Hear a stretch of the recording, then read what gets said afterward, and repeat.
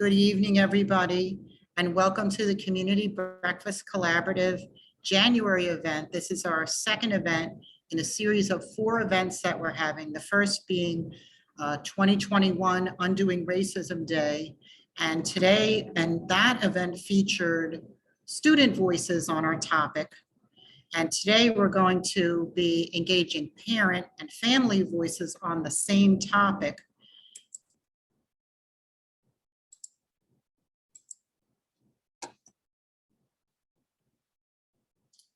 We have a PowerPoint that we'll be scrolling through to keep us on track.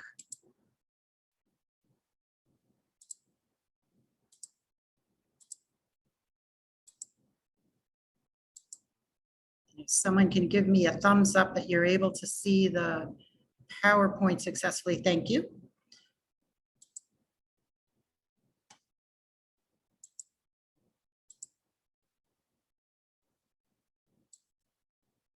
So I'm Ann Minicozy. I'm the president of the Community Breakfast Collaborative, and I'm happy to welcome you all to Parent Family Voices on Transparency in Diversity, Equity, and Inclusion Discussions, Manifesting the Beloved Community in Schools.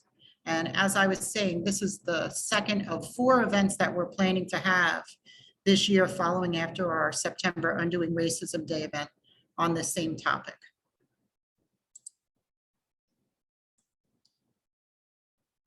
Our event is co-presented with CoSaTIDE. We have an image and their mission coming up in our presentation here. So this event is the follow-up, as I said, and we're trying to provide a space to parents to weigh in on this topic that students weighed in on in the fall. And we have a lot of ambitions for our 90 minutes from our board of directors. We want to make sure that all the participants are able to share their views and ask questions of the panelists. The panelists will reflect on the topic and the questions that we're going to present. And we also want to be sure that attendees are learning something, so parents have a takeaway from this event as well. And it's really important for us to make sure that we're connecting to the student voices and also our topic for the Community Breakfast Collaborative of becoming the beloved community. And we are recording the event. So you are agreeing to have your image recorded and shared unless you depart from the program. So thank you very much. The Community Breakfast Collaborative marks more than a decade of work advancing the mission to become the beloved community through civic engagement and the 5 components: dialogue, education, networking, prayer, and action. In all we do, we aim to create a space of hospitality where we can gather to celebrate unity while embracing the difference. In addition to the programs that we offer, we have a goal to connect you and your congregation and your civic groups to each other. So one of the outcomes of our work over the past decade, a little more than that, has been that groups who are connected to us connect to each other and have programs and get to know each other. So that's an important goal that we have. So we wanted to be sure to state that. Here's our board of directors. And this is the mission of CoSaTIDE. And we have the founder of CoSaTIDE, founder of CoSaTIDE with us tonight, Annika Jaswal, who's going to be co-moderating with me. Today's program is held in memory of Bell Hooks, and Professor Sean Chambers is going to just say a little bit about this. So Sean, I'll let you take over. I'm going to stop the share that I have so you can do your share. Thanks a lot. I'm so glad to be here. I am grateful to be a part of this organization. So I always want to start by doing something publicly that doesn't get done enough, and that is thanking you, Ann, thanking Diana, thanking Chuck, thanking Reverend Carolyn, thanking Gitti, thanking Susan, thanking you all for starting this and keeping this going on the main line. I've learned everything I know about the main line from you all, and I'm grateful to be in the mix. So I'm going to share my screen now so that I can talk a bit about bell hooks. And as you were saying, Anne, could you or others just give me a yes, I can see the PowerPoint? Yes. Awesome. So this is a photo of bell hooks atop her many books. She was an author, teacher, and feminist, and so much of her work and her spirit is connected to what we're doing in trying to build the beloved community, sustain the beloved community, and doing that through conversing with one another. On the screen, you see a photo of her birth date, and she just passed this past December. There's a book she did with Cornel West. I put the cover there just because they were great friends in addition to being great public intellectuals. Her most famous book probably is Ain't I a Woman? Black Women and Feminism. And it stands proudly at the intersection of race and feminism. It is a groundbreaking text that so many allude to because it takes a deep dive into the devalued lives of Black women in American society, Black womanhood and sexism during slavery, and discusses what it means to be both Black and a feminist, and does this in such a powerful way. The first book I got when I encountered Bell for the first time was Teaching to Transgress. And so I'm an educator, I've been for 30 years now, and this book really emphasized the idea that teachers can be vulnerable and educate, and it's important to do that. There's some ideas that Bell drops that always challenge people. In her book, All About Love, she has a chapter on honesty, and I'm going to just share some of her writing. I think the best way to get to know writers and what they think is by reading their writing versus just talking about them. And so these next 3 slides are her words. On honesty, Bell says, practically every mental health care practitioner, from the most erudite psychoanalysts to untrained self-help gurus, tell us that it is infinitely more fulfilling, and we are all saner if we tell the truth. Yet most of us are not rushing to stand up and be counted among the truth tellers. Indeed, as someone committed to being honest in daily life, I experience the constant drag of being seen as a freak for telling the truth, even when I speak truthfully about simple matters. Bell continues that if a friend gives me a gift and asks me to tell him or her whether I like it, I will respond honestly and judiciously. That is to say, I will speak the truth in a positive, caring manner. Yet, even in this situation, the person who asks for honesty will often express annoyance when given a truthful response. In today's world, we're taught to fear the truth, to believe it always hurts. We are encouraged to see honest people as naive, as potential losers. Bombarded with cultural propaganda ready to instill in all of us the notion that lies are more important, that truth does not matter, we're all potential victims. Consumer culture in particular encourages lies, keeping people in a constant state of lack, in perpetual desire, strengthens the marketplace economy. Lovelessness, Bell Hooks continues, is a boon to consumerism, and lies strengthen the world of predatory advertising. And so in the end, it says, the wounded child inside many males is a boy who, when he first spoke his truths, was silenced by paternal sadism, by a patriarchal world that did not want him to claim his true feelings. The wounded child inside many females is a girl who was taught from early childhood that she must become something other than herself, must deny her true feelings in order to attract and please others. When men and women punish each other for telling the truth, we reinforce the notion that lies are better. To be loving, we willingly hear the other's truth, and most important, we affirm the value of truth-telling. Lies make people feel better, but they do not help them to know love. Empowerment, everyone, cannot happen if we refuse to love or to be vulnerable while we encourage students to take risk. We as parents, as adults, as educators, as people in this community have to remember that empowerment, in Belle's words, cannot happen if we refuse to be vulnerable and refuse to love while encouraging the students to take risk. And so I want to set the stage with those words from Belle. I want to say I'm going to miss her dearly, as many other educators and intellectuals and everyday folks will. And I hope that her spirit is with us as we have this conversation in truth and in love tonight. And I want to emphasize that before I turn it over to Ann. We're talking to one another as a community. We are together building the beloved community and sustaining it. But we are also talking to each other in truth and in love. I'm glad to be here. Turn it over to Ann. Thank you very much.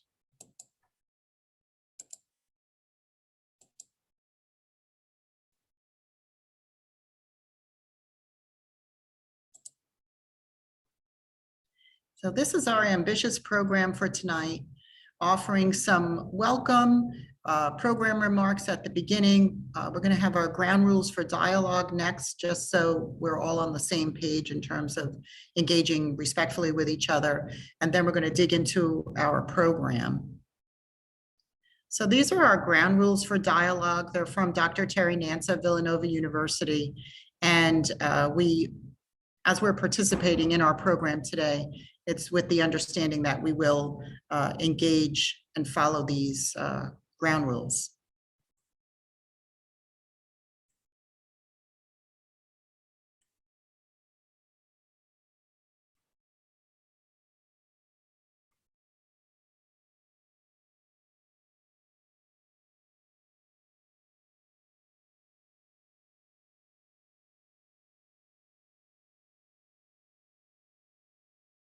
So thank you for abiding by these ground rules for dialogue when we get to the part of sharing. So as far as our program, we're welcoming Annika Jaswal as a co-moderator with me, and Annika is the founder of CoSaTIDE. And Marta Waggle is able to be here tonight. She's a student at Conestoga High School. So they'll be giving some student reflections really to help us connect this event tonight to the September event that we had last September, to make sure we're really being true to continuing this conversation of transparency in these discussions. We welcome Reverend Kyle Boyer, who is an educator, pastor, and former elected school board member. So we have a few expertises there that we're grateful that he's able to share. And Nigeria James and Zeke James as panelists as well, sharing mainly from the parent perspective. So we're going to begin with our student reflections. And let me just do one thing here. There we go. So we're not up to that one yet. So I'm going to stop the share so that we're able to see each other and just have for a few minutes, Namarta and Annika, between the two of you, you can decide who's going to go first to really talk about kind of summarizing and reflecting on what you shared in September so that we can just have some of that to launch us into the parent voices and the panel. Perfect. No, thank you, Ms. Minakazi. Namartha, would you like to go first, or do you want me to go first? You can start. Yeah, okay, perfect. Actually, I am going to start by quoting you from the last community breakfast in September. Namartha actually brought up a really important point in our conversation about students and teachers being taught to be scared of talking about race. I think that something that was really discussed was that many white students are taught to be scared of talking about race, but also many students of color are taught that race is kind of a taboo topic in the classroom, and that it creates kind of this classroom tension that teachers don't necessarily want to address or confront And therefore, we kind of are just kind of stuck in this position where we can't really move forward with diversity, equity, and inclusion work because teachers don't necessarily, I don't think it's teachers' faults, but I think teachers don't necessarily, they're not necessarily trained to really address issues of race. And so it's kind of this perpetual cycle where teachers don't want to talk about it, and then you get students who don't know how to talk about it or how to bring it up. And there was another student in our panelists who actually mentioned this concept of being comfortable with being uncomfortable, which is a really central theme, I think, when we really talk about diversity, equity, and inclusion in the school. And from not only from student level, but also from like a teacher level, because I think seeing teachers being open about talking about race and open about talking about these discomforting topics will kind of allow students to, there'll be a model, teachers can be a model for students, and district members can be a model for students to kind of continue these conversations beyond the classroom and even in their clubs and outside organizations that could use this work. So that was one of the central themes that we discussed. Namratha, do you want to take on from here? I can continue talking. Oh, sure. Thank you. Yeah, I think that one of the main things that I was taught coming into DEI work was to always speak your truth. And as a woman of color, it's very difficult in classrooms and in my day-to-day life. So our last meeting, we were, asked about our experiences in doing so. And I was just absolutely so grateful for the responses that we got from the people who were on the call. I know that I had personally some very deep conversations with community members in terms of reliving our experiences. I think we have to acknowledge that a lot of DEI work is not necessarily learning new material, but maybe going into our past and finding experiences and kind of unpacking them, which I got to help people do. I myself have had to do that as a young, Indian woman constantly. So it was nice to see other people, starting to get into that mindset. And I'm hoping that today is kind of similar to that, because we need our adults to be doing the same thing so that we are not constantly burdened with, having to take on and deal with our own, challenges. Okay, all right, thank you. So we're setting out that piece of the student voices. And then the next part that we're going to have is Diana Robertson, who's one of the board members of the Community Breakfast Collaborative and a parent and grandparent, is going to set out kind of a case study that we were hoping to add into the mix and reflect on. So Diana, you'll just need to unmute. Okay, good evening, everyone.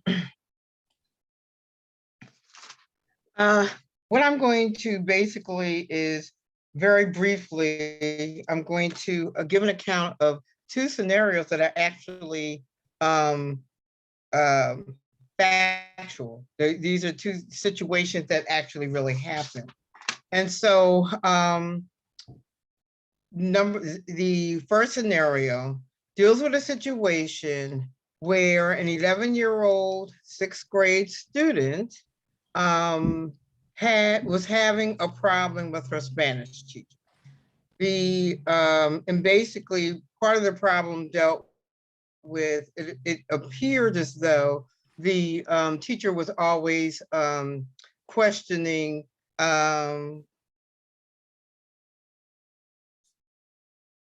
Oh, you just muted a little bit there, Diana. So we had a technical difficulty with Diana there for a minute. See if she's able to join back in.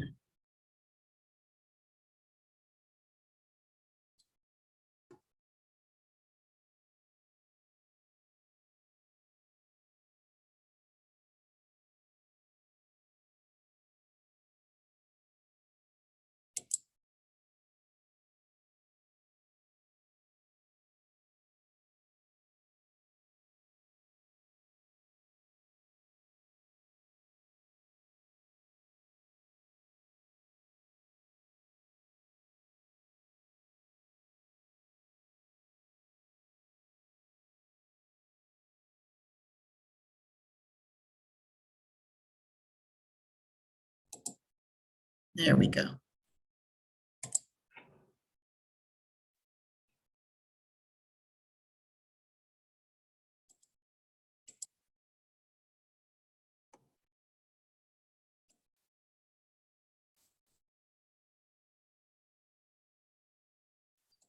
And we have you back, Diane, and I'm just. Okay. Yeah, I'm you back. again. There's your volume, so we're all good. Okay, we're good. I'm sorry. Well, anyway, I'm Technical back. difficulties. Yes. So basically the situation was the parents received 2 emails from the teacher. Their daughter spoke of the teacher, as she saw it, was always kind of lumping her in with some other students he was having problems with, and would not allow her to basically speak up as to what the real situation was. So after the second email, the parents decided that it was time to have a meeting with the teachers. They heard the side of the story from their daughter, and their approach was, okay, they want to help teach her how to advocate for herself, but they also wanted the teacher to know that they were fully supporting their daughter. So they responded with, we need to schedule a meeting. The meeting was scheduled with the parents, the teacher, and the student. And the teacher was white, the parents and student are Black. And so as part of that meeting, the parents took charge to say, now, number one, teacher, I want to hear what you perceive the problem as being. The teacher tells the parents what they see as the problem. They said, they want their daughter to give her perspective of the problem. And she actually articulated her perspective of the problem and basically stated, had you allowed me to be able to tell you what the situation was, you would have understood what the real issue was, and it wasn't what you perceived it to be. And so the parents then followed up with, it was important that that their child was being able to advocate for herself. But if you don't listen to the student, then you're not going to, what you think may be a situation may not be the truth. And after hearing everything, the teacher realized that there were some missing pieces that he did not realize, and was able to then say, well, actually apologized and said, well, next time, if there's any situation, what he tried to say was hard to get that explanation in the classroom, but after class, then you can always come to me to address the issue. And so that issue resolved in a positive way. But as you listen and hear, to reflect on, do you believe that end result would have been something that happened with your student in your school setting? And the second piece is real quick, and the same students, same parents, but this time it was a situation, and this is very recent, with her playing basketball. So she plays basketball with the girls basketball team. They were having a game, and fortunately it was actually a home game at their school. So the other team, literally maybe within 5 minutes of being ready to start the game, the team, the girls, there's just 2 Black students. Well, both of them had their hair cornrow, and they had beads at the end of their hair. Now, mind you, they have been practicing. They have been attending. They've actually had gone to 4 other games, always had their hair the same way, always had the beads on, and nobody said anything. At this particular game, right before they were getting ready to start, the referee comes to them, not the coach. It comes to them directly to say, you aren't going to be able to play in this game. And they're like, why? And he said there are rules against students playing with beads in their hair. And they're like, well, we always wear our hair this way. Nobody's ever said that. So of course they're extremely upset. They go over to their coach to tell them what the referee has said. So fortunately, the athletic director came over and said, well, he wasn't even aware of that rule. And he said, well, you know, since we're at my school, these girls are going to play, and actually proceeded to relieve the referee of his duties. And he said that he would ref the game so that they could play. And meanwhile, after the game took place, he would actually look it up to even see if there was any such rule. But the first thing was the ref never should have gone to the students. Number one, because once again, these are 11-year-olds, 6th grade students, their first time playing. So that was number one. And then number two, clearly was calling out the Black students, you know, because there was no one who was wearing the beads. And so once again, in listening to that, I was happy to hear the result and that the athletic took the position that he did. But I would guess that in every, had it been in different situations and depending upon who that coach or athletic director was, the outcome would have been very different. And so, so in setting up those two scenarios and to think about if these situations, or maybe something similar has already taken place, but you know, do you believe that the outcome would have been the same if situations like this took place with your child in your own school district? So that's the setup for the discussion. And I think it'll be different because, you know, I already know that that, you know, there could have been different outcomes. And so it'll be interesting to hear your response to that. All right, thank you. Well, Kyle Boyer, would you like to go first, or Nigeria or Zeke James in terms of responding to that scenario? Sure. First, thank you for allowing me the honor and privilege to be with you all on this evening. I'm already enjoying the discussion and the information. Just to answer briefly, so where I teach in the Norristown area school district, which of course is a primarily minority school district, significant Hispanic population, significant African-American population, and to a smaller extent, other minority groups. And I do think that in our district, those students would have been advocated for because the demographics and the dynamics are different. However, as you mentioned, and I am wearing a couple of different hats on this evening, and one of them is as an ex-school board member. I shouldn't say ex, I was not kicked out or anything crazy like that, but I did serve for 4 years, concluding in December on the Tredyffrin-Easttown School Board. And I also graduated from the Tredyffrin-Easttown School Board. And right up until my election to the school board, I worked in the, I graduated from the Tredyffrin-Easttown School District. And right up until my election on the school board, I worked in the Tredyffrin-Easttown School District. And I think as great of a district as it is, and as many loving adults as there are still circumstances where the system is designed, unfortunately, to disadvantage students of color.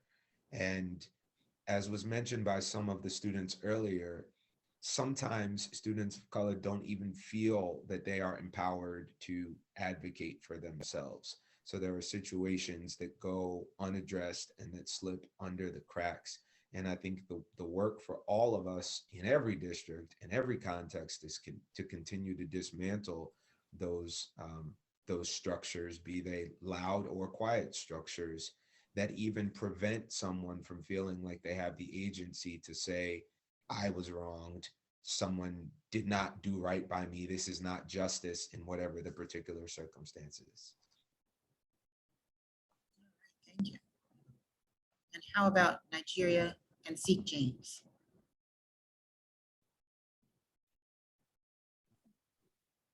Hi, good evening, and thank you for the opportunity to speak. I am Nigeria James, and Zeke and I are parents of two high schoolers. They both attend Lower Merion, one a freshman, the other a senior. And we came to Lower Merion about 10 years ago from LA. And so, although originally from Jersey, we started the school experience on the West Coast and really had perspective about what is possible because the school that my oldest daughter attended. And so when we came to Lower Merion, it was not what we left. There was a lot to be, it left a lot to be desired, what we had here. And there was so many opportunities for improvement, for a different thought process, bigger aspirations. And so we were a little disappointed to come here to see everything pretty much set in, I wouldn't say set in stone, but the mindset pretty set. And it wasn't as progressive as we would have liked. And so when I hear about these types of experiences, having been here for 10 years, I'm not surprised. I am definitely disheartened by it because after being here for that long, there's been, in my opinion, very little progress. There's been a lot of meetings. There have been a lot of committees, but there has not been the substantial level of progress that I think we could have made. And so now that we're at the end of our road here at Lower Merion in terms of 3 more years for my youngest daughter to graduate, I wish that we could have done more to acknowledge some of the things that some of the weaknesses that we have, some of the areas of opportunities that we could actually do better to service children of color, because they are not really, they're not thriving, they're just here. And it's such a sad thing to see them go through the motions, but not necessarily come out in a position of strength. And with the promise that they walk in with, I think they walk out a little more battered and tattered than it necessary. And I think that we could do more to build them up. And so when I hear that scenario, I'm not surprised. They do feel voiceless, they feel alone. And those support systems, I don't think, are in the schools to help them at any level, elementary, middle, or high. And for them, I think that as parents, that we need a stronger relationship with the teachers, and the schools need to reach out more to the community and the parents to really partner to make sure that we're all doing what we can to help our children. And unfortunately, in the 10 years I've been here, I think we're lacking in that area. And if I may add just one thing, I think, when we use the benchmark of the Los Angeles experience, and even if you just take a modern day corporate example, a lot of times that message and the protocol comes from the top down. And when you think about the administration, when you think about the principals of the school, we had a headmaster that was about giving a voice to the voiceless. And he was about making sure that everyone was put on an equal playing ground and that no one felt lesser than. And that's very important, right? Because that is the marching order of the school. So therefore, whether you like it or not, as a parent or as a teacher or an administrator, that was the message coming from the top down.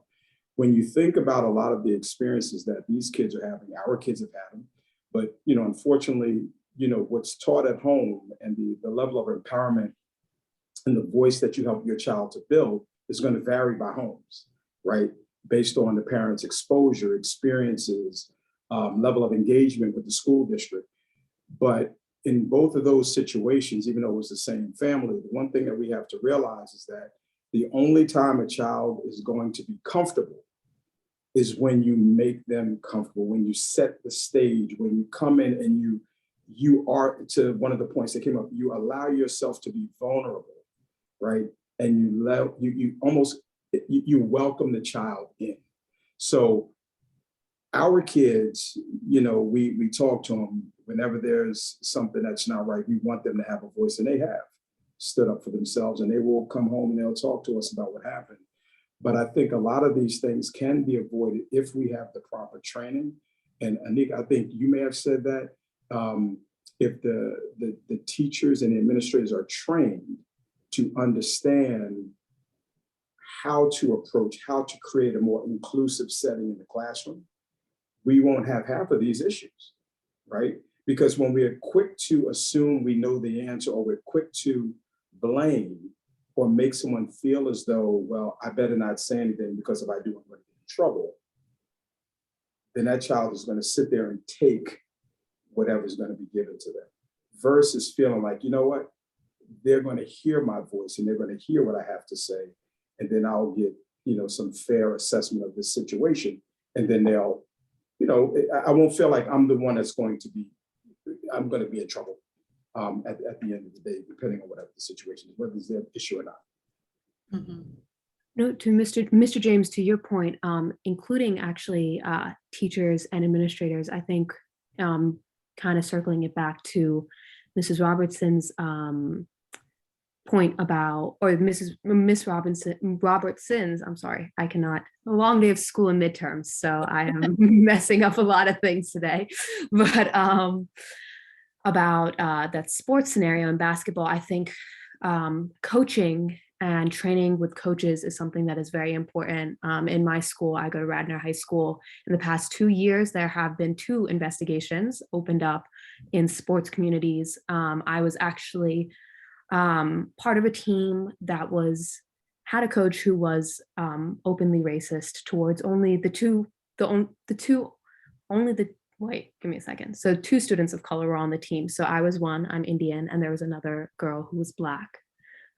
She's graduated now, but he was explicitly racist, and it took me 2 years to really realize that he was racist and to actually acknowledge that. And the district's failure to actually act on the multiple accounts of racism that were reported was very, very disappointing. It took a very, very long time to really actually see any change be done. And a similar thing is happening in another sports team at my school. So I think something that is often not talked about in diversity, equity, and inclusion work is the racism that goes on in sports. Especially in, I think, this community, like in Lower Merion and Radnor and Conestoga, where you have predominantly white population. The students of color who are part of these sports kind of are underlooked because they're really, really a minority, even more so than sometimes in the classroom. Yeah, I definitely have to agree with Anika. I go to Conestoga, and Mr. Boyer, I believe I've had you in a couple of my classes, but I grew up in this area, and I have teachers who also grew up in this area and now teach at our school. And in multiple of our equity groups, they have shared multiple times over that the same problems that they have seen in previous years when they were kids are the same problems that we're seeing now. And unfortunately, a lot of them are in clubs and after school activities such as sports, or even clubs such as, like, our robotics club, our chess club, like after school activities that, seem to have nothing to do with, race work or DEI activities. And yet we're having problems there that have been going on for decades, you know what I mean? Like, and it's only now that we are starting to address these things. And I'm glad that, Radnor has, opened up multiple investigations for your sports team. But unfortunately, Conestoga is still lacking in that department in terms of we're still having our students advocate for themselves, and it's taken, so long, And so I'm glad to be a part of something like this where we can openly and explicitly state that, our districts are having problems with these things. Yeah, and last thing before someone else, because I know I am hogging this scene really quickly, but no, to your point, Namrata, for us, at least at Radnor, what opened up the investigations weren't students, it was parents. So, and I think that's something that is very important to take note of, because as much as I think schools like to emphasize empowering student voices when it comes to things like these, the parents are really the people, unfortunately, who can make the change, but also fortunately in that, like, there is a lot of power to parents in advocating for their children and for their students. So I think that is something that is also very important to note about at least opening investigations up at like sports teams levels and such. Definitely, definitely. Yeah, I agree. And I think it's a little bit upsetting that the parents in some of our districts are not, together on this and protecting our students. And that is something that our school board is working towards, along with the help of our administration. But again, that adult perspective, that adult support is what is sometimes most lacking, I think, in our schools. You know, you both touched on something that's very important. You talk about the power of the parent and the voice of bringing forth, trying to figure out some level of change. But let's think about this, right? When we talked earlier about speaking a truth, we are technically the outsider looking in, the parent. Our children, you all are in the school. There are so many teachers who see the truth, but they never want to voice the truth. So here we are, the outsider looking in as the parent, and we have to make sure that we teach our children a level of resilience and a level of awareness to be able to detect this happening. Although the teachers and the administration, they see it every day. The prime example was, you said that teachers who went through the school district saw these same things happening when they were in school. And if they've been happening, generation after generation, these are things that are clearly things that are not being tackled. People are avoiding, right? And I think now we live in a day and age where, social media and exposure and things of that nature, it forces schools and companies' hands into talking about DEI because they're forced to.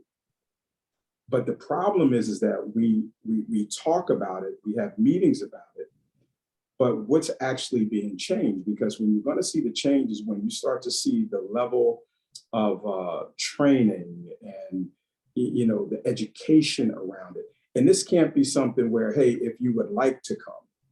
These are some of the things that I hate to say mandated, but they almost have to be mandated, because if you truly want to embrace a fully inclusive learning environment, you have to be willing, administration and teachers, to put yourself in a position, as I said earlier, to be vulnerable and to learn. And when people see that, when the parents see that, when the children see that, they will feel like they're in a more inclusive environment.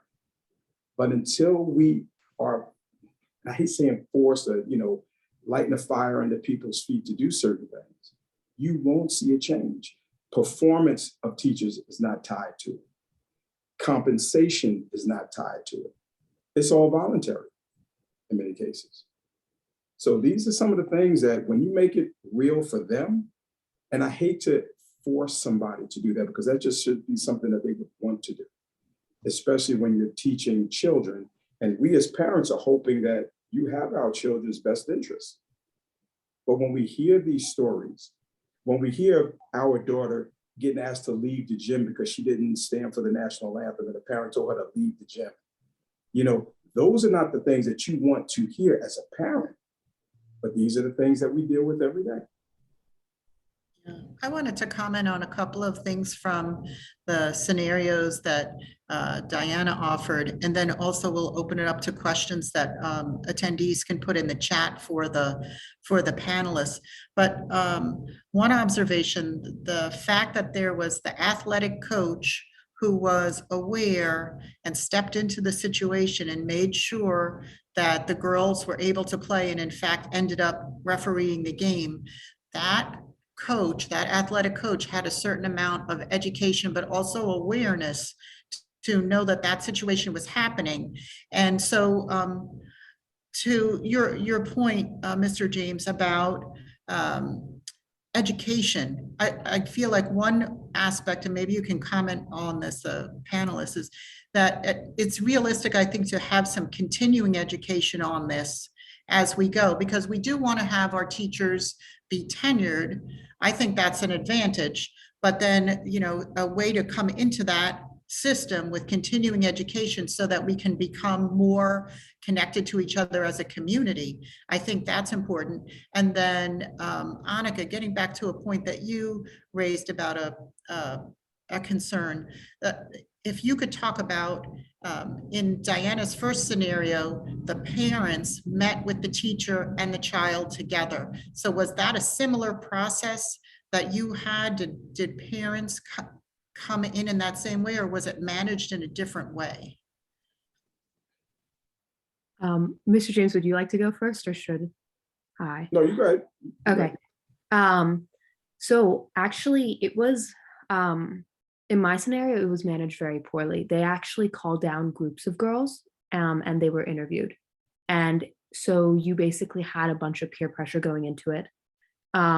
It was also released pretty much who started the investigation. It was actually thought that I started the investigation, which was not true.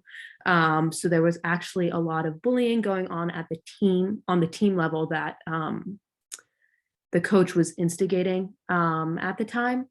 So it was, I don't think the investigation was handled at all very well. The investigation was pretty much open because a parent filed a very, very thorough complaint. They brought in so much information. I mean, they brought in video recordings of him yelling at girls, specifically girls of color. They brought videos of him saying things that were very, very questionable. So that's the only reason it was brought to light. The coach, I'm not even sure. He might coach another team actually in Radnor. I don't know if he was released completely. He did coach 2 teams at Radnor. So he has left this one team. But yeah, the investigation was not handled well. No parents were brought into the investigation, but it was only interviewed by students. And essentially what ended up happening was that because girls were going down in groups, I know that there were a couple of students who didn't even want to be interviewed because they didn't want to be thought of as someone who basically went like against the team, even though it wasn't going against the team, it was just kind of fighting for your own thing. So I think that like, and not only to mention that there was no guidance counselor in there when we were being interviewed, which I think was another issue. Like I know a lot of girls broke down in the interview, just because, I mean, it's with our principal and our athletic director. It's a very intimidating situation. They sat across from us. And so not having like a support system essentially made us like not able to tell details as thoroughly because we would be more inclined to break down in the middle of the interview, if that makes sense. So I don't know if that process has improved with another team, because I know that there's another team that's going through the same process. I have heard personally from students that has not improved. It's the same situation. But I can't really speak to that since I wasn't really part of it.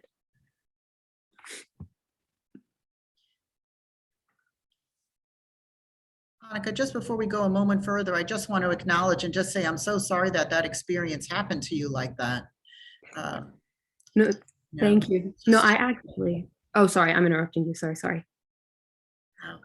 No, I actually am. I think it was unfortunate, but I'm also thankful in that like it opened my eyes to the world of diversity, equity, and inclusion and education. CoSaTIDE, one of the main reasons CoSaTIDE was started was because of this. Actually, it is pretty much rooted in this, along with what was happening in 2020 with racial reckoning during the pandemic. That actually racial reckoning was when I realized that what happened was not because I was not a good player. I've been a competitive basketball player since I was in 6th grade. It was because I was an Indian girl. So I think that, honestly, I think that it's something that I'm happy I've been able to confront now in high school and learned how to deal with it. Because I think that if I was in college or something, it might have been a lot more difficult not having like a family supporting me and kind of guiding me through it. So that's a little bit of a positive spin on it. But yeah. Can I interject just for a moment, Annika, and ask, could you just tell everybody the 3 words that are combining to make the name CoSaTIDE and what the group does, so everyone knows? Yeah. So CoSaTIDE stands for Council of Students Advocating for Transparency, Inclusion, Diversity, and Equity. It is quite a mouthful of an acronym, but the goal of our organization is to really use the concept of networking and student coalitions to positively reinforce public schools to make DEI, enforce DEI reform. And we're kind of using that rivalry in a sense between schools, especially like for Radnor, Lower Merion, and Conestoga. They're like huge rivals, right? So like if Conestoga does one thing, Radnor is more likely to follow. And so kind of keeping each other in the loop and seeing what diversity, equity, and inclusion work we're doing at our individual schools can kind of help us push work in other schools, if that makes sense. Absolutely. And it's all student run, everybody. Yeah, Ann? Yeah. Can I ask a question? Annika, I think that's fantastic that you have that organization. How are parents helping you? Oh, that's a great question. So actually we, at least in the Radnor community, there is a parent group that I'm not really sure if it's going on now, but it was called Radnor Rise. And they were great parent allies and actually parents of color, which is very uncommon in the Radnor community. I don't think you see a lot of parents of color in discussions, especially Black and Latinx parents. I think that, I think Asian parents are starting to talk a little more, but they are also a little timid. But I was actually talking to our Black student union leader, and she's really trying to work to ensure that Black parents are involved in diversity, equity, and inclusion discussions. But what we're trying to do right now, or at least what I'm trying to do with our BSU leader at Radnor, is to really work to get parents involved in conversations. So we're trying to get AAPI parents in our community to really help with our Asian Heritage Month and our Black Student Union Black History Month that's coming up in February. But right now, from the parent perspective, we haven't had as many parent allies, I think, in CoSaTIDE as we've had outside DEI pioneer allies, like the Community Breakfast Initiative and the Delaware Valley Consortium for Excellence in Equity. They've been a really, really great resource in helping us really pursue our work. But yeah, parents, that's a really good question, because parents haven't been a huge part of pushing our work forward, unfortunately. I want to ask another question and bring Kyle in if that's possible. From a school board member perspective, how do you see encouraging parents in some way to get involved? And then before you answer, I just want to say also to attendees, if you can begin to put questions into the chat, then Annika and I can go through those and begin to address those to the panelists. So thank you. So Kyle, I'll turn it over to you. Getting parents involved is incredibly important. I think all stakeholders to a certain extent have to be invested in any meaningful DEI change. And just in general, in education, it's really hard to sustain anything if you don't have the support of those who are giving, the largest chunk of their finances outside of what they pay to the federal government. Your taxes, for the most part, are going to your school district. So if you don't somehow invest the parents, then that's going to manifest as a poorly executed whatever it is that you're trying to do. There was one thing I wanted to just slip in briefly from earlier, of which I've sort of heard as a current, but I think it's really important to elevate, is just the fact that schools are loosely coupled. So I know from being a school board member for 4 years, and really as far as TE, working almost exclusively with the administration, that there is as much passion behind DEI in TE at the administrative level as there's ever been. But of course, there are hundreds of teachers and a handful of administrators. And as somebody mentioned, a principal cannot be in 100 rooms at one time. 4 principals and assistant principals can't be in hundreds of rooms at one time. So bridging that gap between administrators and a superintendent and an administrative cabinet that's extremely passionate about it, and maybe some teachers who have been in a building for 20 and 30 years are comfortable and might not yet have grasped this new thing, because there's always a new thing. Bridging that gap is really the challenge of this work. And that's where the students come in. They have to sort of be that mortar that holds the whole thing together. Good, thank you. We do have a question from Jill, that there are 3 parents who formed a parent group in Lower Merion High School called HUES, H-U-E-S, HSA, Unity and Equity Subcommittee, and we're trying somewhat unsuccessfully to engage parents in conversation. So some ideas about that from the panel? And I can just tell you a little more about it, although I might ask a couple of my co-committee members to help out. Tend to get a little, tongue-tied after a couple meetings at the end of the day. But I've been wanting to meet Regina because I've heard about you through Reverend Cavanis, and just as someone who we would like to connect with and meet and talk and get to know each other. So we started this group, this committee at the beginning of last school year to really work on DEI issues, from, getting parents engaged, make them aware of, efforts that are going on, and listen to concerns. And the engagement piece has been a little tough. We started sending out a monthly newsletter last January as one of our, first big attempts at getting a lot of information out. We pull from like events going on at school, meetings, and events going on in the community, all related to DEI work. And we've learned a lot. We've made a lot of connections and relationships, and attend a lot of the meetings, getting to know teachers, staff, administrators, some parents, and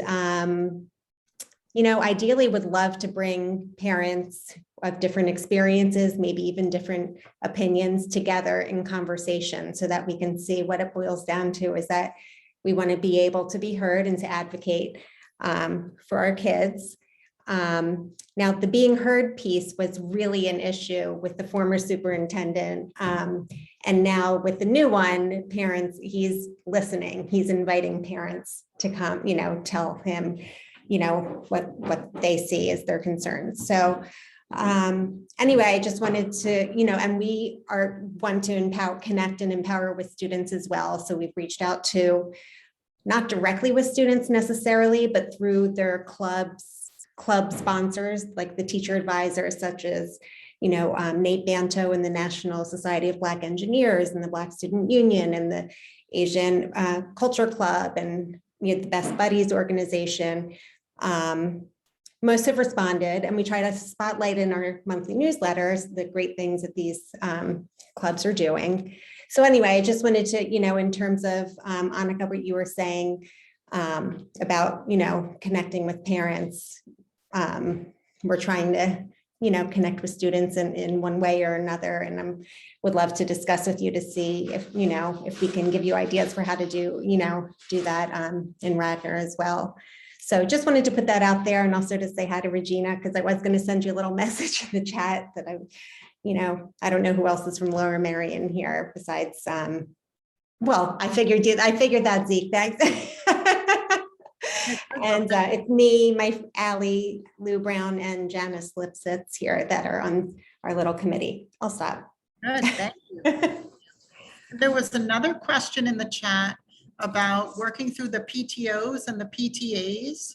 So, one thing that I'm hearing, is there a both and, try on several avenues to make some of these connections, but without a doubt, the parents have to be present in these processes and in these meetings.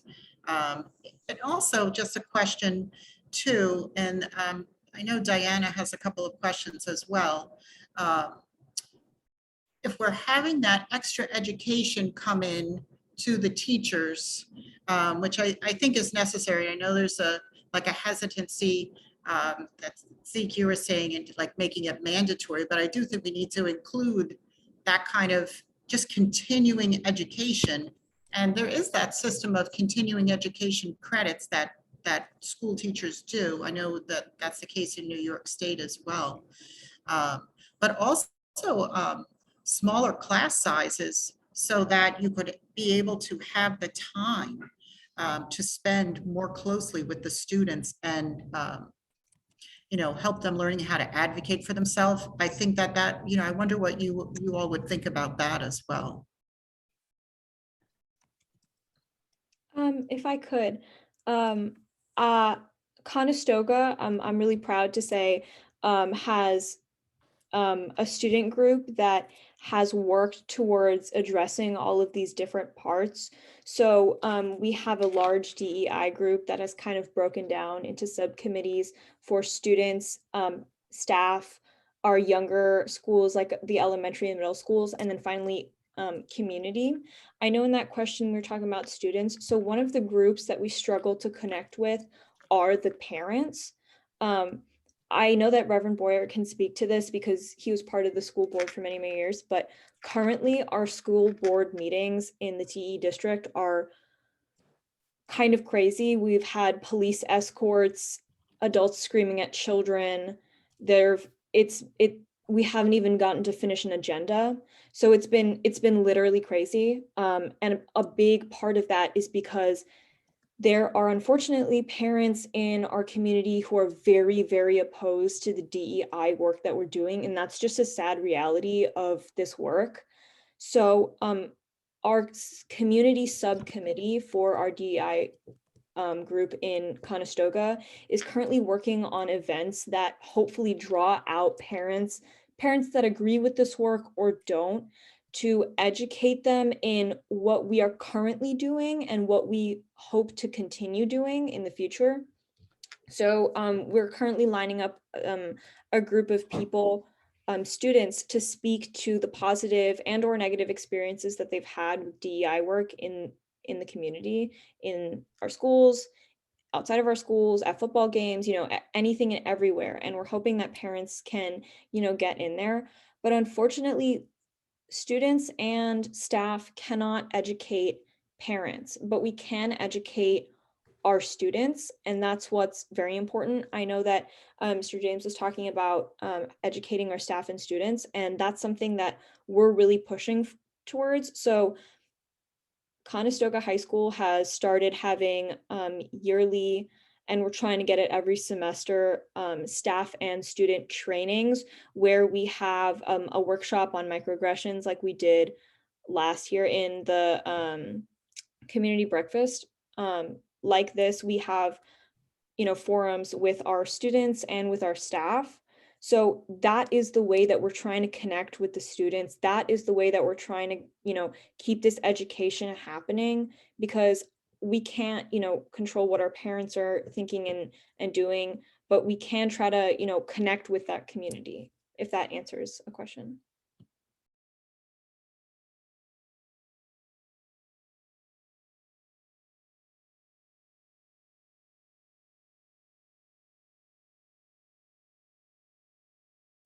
Are there additional questions that any attendees want to ask? I know we had the approach of we wanted to be sure to share and have space to share and time to share tonight, but we also wanted to have space for learning, for attendees to have some takeaways.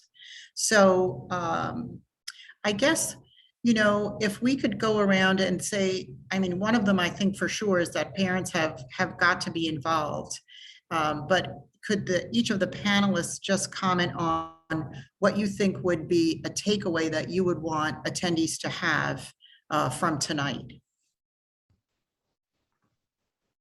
Yeah, I am a preacher, so I will use biblical language, but there's always going to be a ram in the bush. And I think it's really encouraging to just be reminded that even in the midst of, turbulent times in our nation, socio-politically, there's always going to be some student somewhere who's like, you know what, I'm not settling for things as they are. So I just want to appreciate them and say, I think that's where we really have to keep our focus. That's what schools are about anyway. Keep the focus on empowering the students who are there, who live the experience, who really are the ones that have the power to transform a community. And when there are enough students who are like, you know what, this is not okay. I don't feel safe in this respect. I want to advocate for myself. All it takes is a few. It doesn't take a lot. A few squeaky wheels can make a whole lot of noise in a very staunch, tight, conservative school system. So that would be my takeaway. All right, thank you. And Diana, I didn't know if you wanted to comment, because I know you really want attendees to have certain takeaways and learn certain things coming away from this event. Yes, and I'll just comment very briefly is to say, I think one of the things that's important for me as I see different interactions with students and teachers in general is that for number one, is that for students to be very clear as to about what their rights are, and that they do have a voice. But when you tap that with knowing the policies, knowing the school policies, so you know what your rights are, and in knowing that, once again, it's that begins your own personal advocacy, and then on top of that, bringing parents into that as the backup to stand with the parents. On top of that is something that then the administration cannot overlook. They will not be be able to overlook that. And I have found that to be something in various school districts that I've worked with, and over and over again, is that when you deal with policies that exist, and maybe some need to be revised, but whatever exists, knowing your own personal rights, and that's your voice in order to advocate for yourself. That's great. Thanks, Diana. You're welcome. If I can just piggyback on what has been said, I think there are a lot of parents out there who want to help their children. They don't know how. And I think that there is a lot for parents to learn about what advocacy is for their children, right? What is allowed, what is right, what should not happen at school, what should happen at school. And I think parents who want to help but don't know how need that level of support. They need that education so that they themselves can be better advocates for their children. And I think that there should be some classes or workshops for parents to know how to help their children. Because if you're waiting for the school to tell you, you can forget about it. You don't know what you don't know. And I think parents together, working, sharing, learning together, I think can bring us to a level of a better position where we can support the students who are in the class. Because I know those children in many cases feel very alone in their silence, and they don't have a voice, they feel hurt. And you go year to year like that, it is damaging. And I think if we start with parents, let them know what their rights are, what they can do, how they can even help their children at home, I think that's going to take them a long way. So I think that there's much to be learned from parents and a group of parents. Administrators together can really help parents become the advocates for their children if they need to be, and in many cases want to be, but don't know how. All right, there's also a comment in the chat about sharing power and the fear of sharing power. And that kind of connects us to the beloved community that we talk about in the Community Breakfast Collaborative also, that if we are becoming the beloved community, we would want to share that power, and that the community in the school should reflect the community in town. So that's a comment. I'll set that out. And then Jill, you have your hand raised. Ask your question. Actually, so the organization, it used to be called PCCY, and I forget what it stands for. Now it's Children First PA. They're having parent listening sessions to learn what parents want to ask what parents want to learn in terms of advocating for their kids. There's Inella Ray is her name. And if, I can, here's their website. And they've been holding a whole series of these. So it sounds along the lines of what you're talking about, Nigeria. And I can tell you more about it, but I tend to babble on. So you can start with the website, and then I can put my email if anyone wants to learn a little more about it. That's great. If you could put that in the chat. And we were actually looking towards having someone from that organization on this call tonight, and then we just didn't get connected. And Sean, I know you wanted to say something too. One of the takeaways for me is related to this notion of educating teachers and educating parents. And it's actually making me think about my college days. The college I went to had every freshman be paired with an upperclassman, and they were called a peer advisor. And wouldn't it be a wonderful thing if parents coming into the school systems at the elementary, middle, or high school level had a parent already there become their peer advisor, helping them to understand who to talk to in that school, what has happened and what constructive things can happen in that school. When I think about my daughter being in school in Philly at Central High, not only was I new to the scene because she was in high school, she's my only kid, so I don't know anything about high school until she gets to high school, but also in my situation, we were divorced and I wasn't even in town a lot. And so there was a lot I didn't know about how school worked. But if I had been partnered with someone who had a kid who was a sophomore or a junior when my daughter was a freshman, it really would have been helpful, giving me language, giving me ideas, giving me contacts. Things did happen with her in her school and on her sports teams that I hadn't thought about until tonight. But my daughter ended up playing volleyball because of things that happened on her softball team that were racist.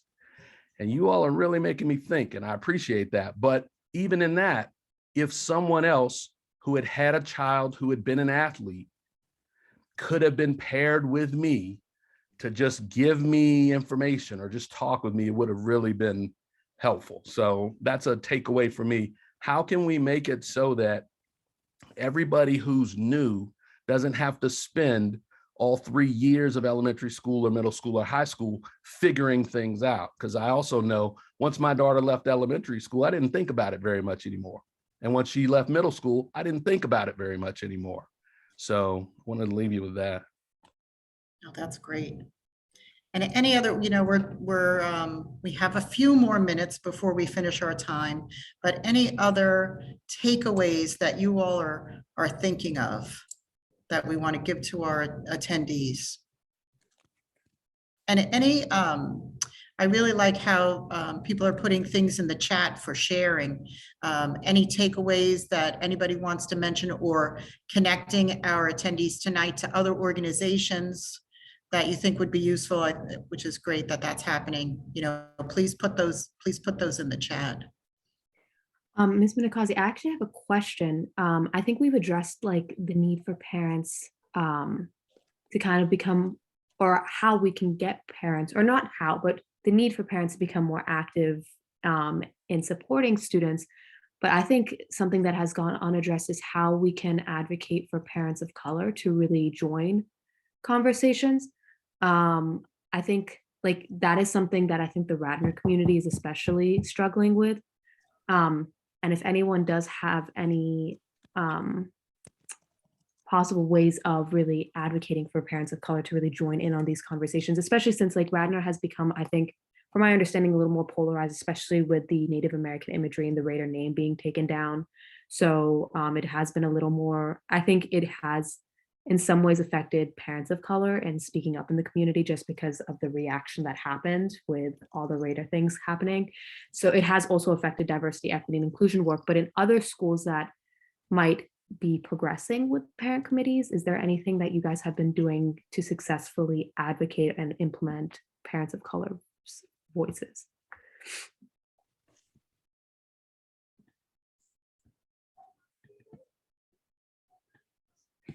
Who was that directed to? Oh, I don't know, but I'm both. I'm Susan Underwood, and I had children in the Radnor School District, and I came to Radnor with a lot of background working in New York City and Ossining, New York, in many settings. But I was hired as the first social worker in Radnor, but I also was a kindergarten teacher some of the time when it was half day. And one of the students I had in my kindergarten class, this was the parent had an older child, and she never came to conferences anymore. I don't know what happened. And I understood that her discomfort, and I was able to get her in during Black History Month because I called her because her daughter said she'd like her mother to come in and talk about her great great uncle.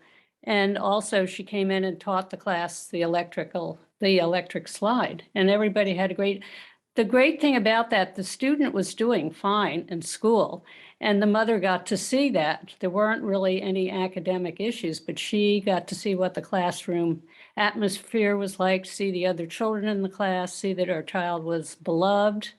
And I think it helped a lot. So it was much more important that she actually got into the school versus having an official conference. Yeah. Those kinds of things, you have to recognize discomfort. So I think that was so much more meaningful to that parent and to me as the teacher, and certainly for her child. It made her child very happy to have her mother there. And the kids all had a great time. Yeah. Just an example, but the school goes, oh, every parent has to come in. Well, you have to look at people of who they are and their comfort level. And there's more than one way to approach that kind of a thing. And I think there's a lack of sensitivity. Yeah. And to all parents that have issues, Mhm. there can be. Yeah. So you have to speak up, but and if people don't speak up, sometimes the school can help with that. Often if they don't, they could do better. Yeah, good. Thank you, Susan. And Susan is one of our board of directors for the Community Breakfast Collaborative. So appreciate that.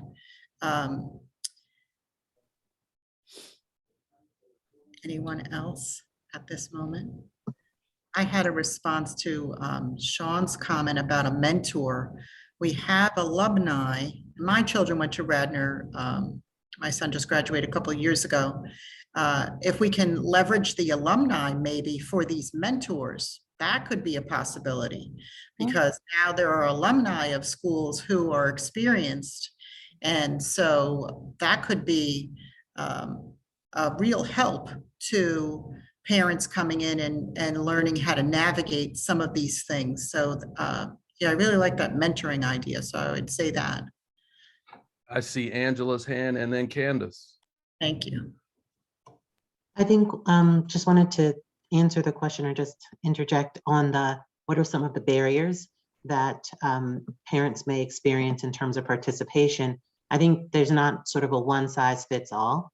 I think there are a lot of concerned parents that perhaps the time of meetings, I know that for myself, I work, a very hectic schedule, and any daytime meetings become very challenging for me to participate in. And so integrating some flexibility and timing of whether if there's a daytime meeting, that there's also an alternative evening meeting for parents to attend so that there's flexibility. I think that there's some parents who are also, I wouldn't count myself in this, but I've heard this, who feel that the small numbers of parents of color creates an environment that is not welcoming to people to participate in certain organizations run through the school system. I think that for parents to understand the importance of having their voices heard, even in those challenging situations, even in those uncomfortable situations, I think could be another valuable piece of like, what is each organization and how can they impact creating a better educational environment for their children. I think having that sort of context of each of these groups and places for parents to advocate, I think could also be a very powerful thing. Good, thank you.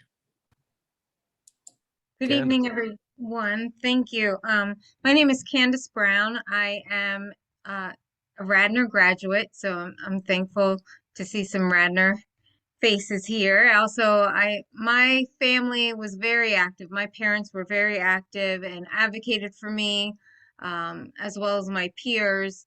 And I think that I am where I am because of them. I also, after graduating from Rutgers and going to Rosemont College, it was my mission to come back to the main line because my memories are my message, and I hope to change the narrative as an educator. Sadly, not sadly, but I'm working on the Lower Merion School District. Anika, you get it because it's the rivalry, right? So, but I am working there to help shift the narrative, but I'm still very active in the Radnor community. I appreciate Mrs. Underwood for sharing this initiative with me as well. I think that I agree with aligning with alumni because many graduates come back to the hometown area. And also now that we have this virtual format, we could connect virtually with people. I think that is also helpful with parents. I think it's always important to for students to identify a trusted adult within the school, and perhaps children can share that trusted adult, the name of that, with the parents or with the trusted adult, so they can communicate with each other and create that connection. One thing I really work to do is to work with families who are marginalized within the ELD program, children of color.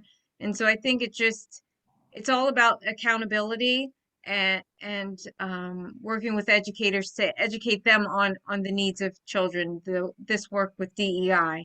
So I really am appreciative of this organization, and I look forward to continuing the conversation with you all. And Annika, I'm so sad. I'm a school counselor. When you said your school counselor wasn't there, I was like, so if you ever need anything, please don't hesitate to reach out. Okay. Thank you. Thank you. Thank you. And any other questions? We have a few pages left in our PowerPoint, really, of our Community Breakfast Collaborative upcoming events. Diana, are you raising your hand? Yes. So this is more just another comment to also comment on what Sean said earlier, and being reminded of what Nigeria said earlier too about teaching parents certain information, and understanding that very often, I've said it several times in different places, that parents very often have little time. By the time they're dealing with the children, they could be dealing with work, they're dealing with other things. But one of the things to consider is that, with the different meetings or things going on, even if there's a small group who represent the parents. So it could be a neighbor, it could be a grandparent, it could be someone else who represents the parents, in certain meetings, and getting information that they can bring back to the parent as well. So sometimes if the parents themselves, because of schedules, because of whatever the case, just time constraints on, what they have to do in the course of each day, that possibly there's someone who can represent them to attend meetings, or just being able to get certain information. And parents tend to, if there's something that actually they identify immediately with something that's going on, they're more apt to at least deal with that particular issue. So, but just a consideration of having representatives to those who represent parents, and bringing back information to them.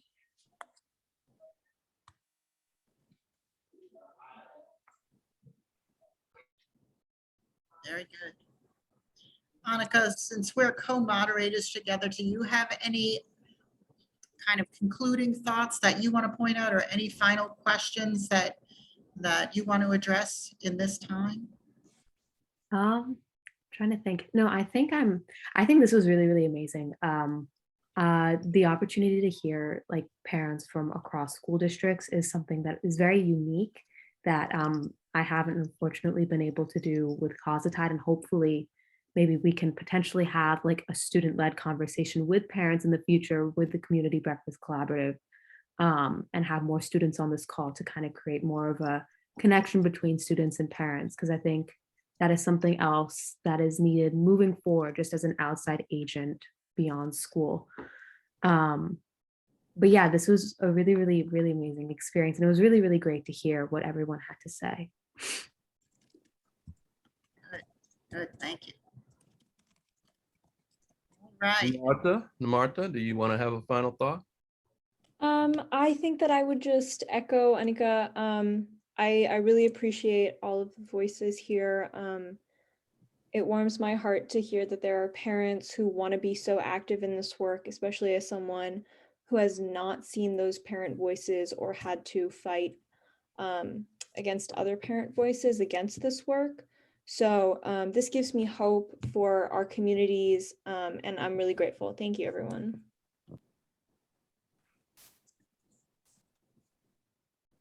So I have a question. How frequently, I know you had the student meeting in September. Tonight was a parent meeting. How often do you meet? We usually have our annual event. It's usually the third Wednesday of September. And now, at least this year, we are having a series of 4 events, different approaches, but pretty much along the same topic. But part of what we're doing is to offer some events, but really a limited number of events, and then also encouraging connection between existing organizations. So we're seeing some of that tonight in the chat too. Yeah, but there's a certain number of us and in our database, and as volunteers, we're all volunteers. So yeah, the more that people want to do and put time in, we can do more. I like Annika's idea about having a kind of a joint effort between CoSaTIDE and the Community Breakfast Collaborative to have something with parents and their students. I think, this is seems to be a good space for that to happen.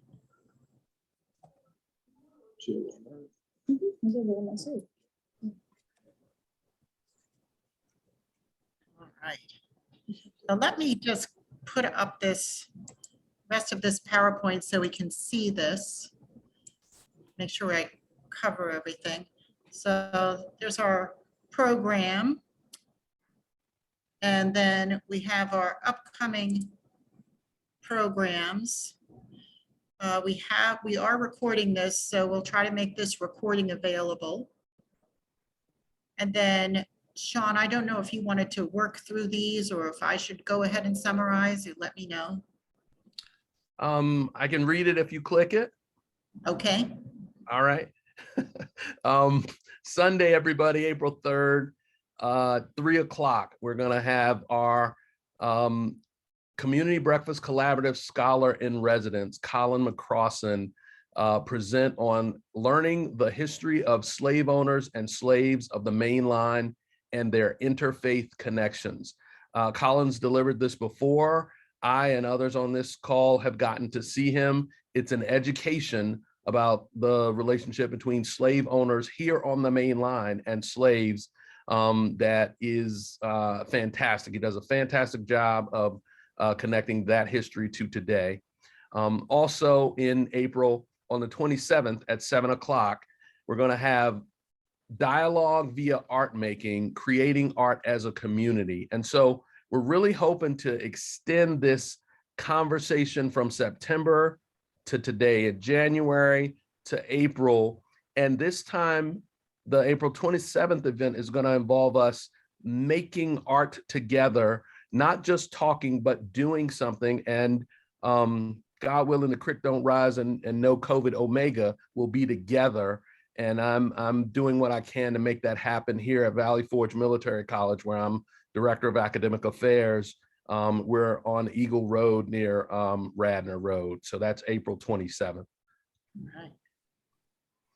And our next Undoing Racism Day, which is the major event that Community Breakfast Collaborative does and has done for a decade now, is September 21st, 2022. Hopefully in person at Villanova, which is where it usually is, but we've done it virtually during the pandemic times. But Anne and Chuck and Diana and others, Giti and Susan, have been part of facilitating this conversation that includes parents, teachers, police officers, elected officials, folks in the development community. So many people have come to this event at Villanova over the last decade, and we've picked an issue each year to highlight in terms of having people talk to one another. So September 21st, 2022 is the next Undoing Racism Day community breakfast. And we actually do eat together when we get in person together. And I'm about that food. And so I hope it happens. And then here's our, if you would like to donate to the Community Breakfast Collaborative for no fees, you can, well, you have to buy a postage stamp, but that's our PO Box 135 Villanova 19085. And then on our website, we do have a PayPal link, so that's easy for using your credit card. So thank you for your support. And then these are our website links, Facebook, and our Gmail email address. And then this is CoSaTIDE's website, CoSaTIDE.org. And there's a tremendous amount of information. I really have to acknowledge and thank Annika and the other students that work on this, but Annika leading it. There's tremendous statistics that Annika has on the website and more. So I encourage you to check that out. And thank you for attending. Parent Family Voices on Transparency and Diversity, Equity, and Inclusion Discussions, Manifesting the Beloved Community in Schools. And that's the beginning. So just want to come back to the main screen and say thank you all for attending. And we will be in touch and we will continue this work. I like that notion of this is the beginning, Anne. Yep. Thank you very much, everybody. Thank you. Thank you, everyone. Thanks, everybody. Thank you. Good Thanks night. very much. Save the Save chat if you need to. want Save to. the chat Everyone with the can 3 do it. dots. Who can save the chat? How do we do that? If you don't see the 3 dots, we will be able to. Sorry. There should be Thank 3 you. dots at the bottom near the smiley face. And you click on that and it says save chat and everyone can save the chat. I just learned that like last week. No, I don't see it. So open your chat and then look at the bottom right of that box and you'll see a smiling face and 3 dots. And you click those 3 dots and Okay. save chat should be an option. So click chat. Does everybody see? Thank you. Mhm. I Down at see. the very So bottom. I can send it Devon, out. thank you for coming. Thank you. Nigeria, I have it. I can send it to you. Have it? Okay. I thank sent you. it. Zeke and I, thank you so much. Thank you. Everyone, Nice to Thanks, see John. you. Thank you. Yeah. Take care. fantastic.